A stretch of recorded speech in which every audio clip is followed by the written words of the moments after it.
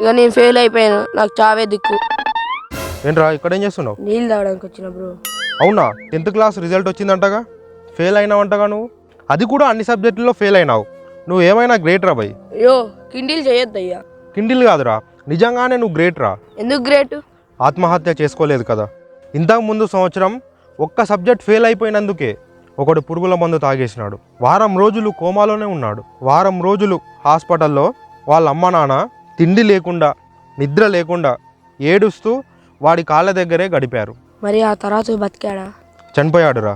వాడు చనిపోయి సంవత్సరం రోజులైనా ఇప్పటికీ వాళ్ళ అమ్మ నాయన బాధపడుతూనే ఉన్నారు.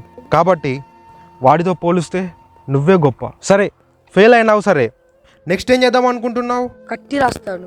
మళ్ళీ ఫెయిల్ అయితే? మళ్ళీ కట్టి రాస్తూనే ఉంటాను. అయితే చావవు.